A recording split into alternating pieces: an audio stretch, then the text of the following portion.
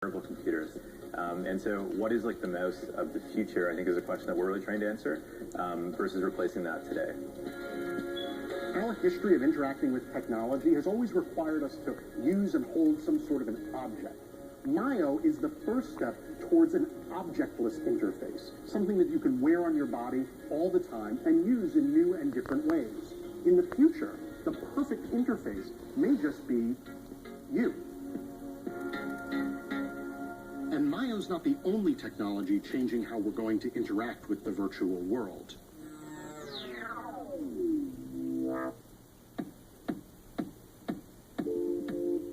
You are getting inside your mental image. I think this project is important because this can change the paradigm of how we deal with the 3D and interact with your body. My name is Thomas Dorta. I am director of the Hive 3D. On the top floor of the University of Montreal's School of Design lab is where the virtual world is slowly merging with the real world. This is the Hive 3D, which stands for Hybrid Virtual Environment 3D. Hive creates a virtual environment by projecting it into an entire room. Right now, the technology is primarily being used by design firms, architects, and automakers. Hollywood animators are also getting on board, using the technology to storyboard fully developed animated worlds. Drawing in 3D is actually a much more radical concept than you might think. Let's use the example of trying to draw a cube in a two-dimensional space. When you're drawing a cube, you're using something called the Brunelleschi approach, forcing a perspective and tricking your brain into thinking it's seeing a 3D object when, in reality, it's flat. Even today, when you go to the architectural school, we teach them how to do perspective as we used to learn from the Renaissance. We are in 2014, so we are looking for another way to re-represent the 3D world. Creating that same cube in Hive feels less like drawing a shape and more like building an object. That's my incredibly crappy cube. Another thing you'll notice, there's no need for special headsets or glasses. The Oculus Rift or the head-mounted display are intrusive. You need to wear over your head and you are cut from the reality. That's the hybrid part of Hive. It's the real you in a virtual space. You don't have to be virtually represented. And not just you, but anyone around the globe can connect with this virtual world. Hello, Professor.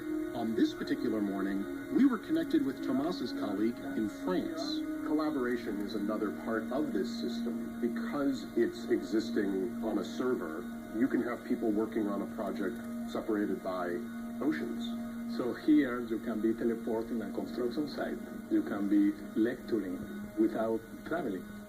You see the project, you are inside the project. So I need to see, okay, I'm moving that wall, and you are putting here a door. Hive costs around $50,000, a lot less than competing systems, which can run you up to $1 million. And that's because a lot of the hardware that Hive uses is off the shelf. We focus more on the user experience rather than the technology. You made it in Audi, didn't you? If we design a better user experience, that is more relevant than using one or another kind of technology. Hive isn't about a bunch of new hardware. It's about a new way of interacting with the worlds around you, both virtual and real.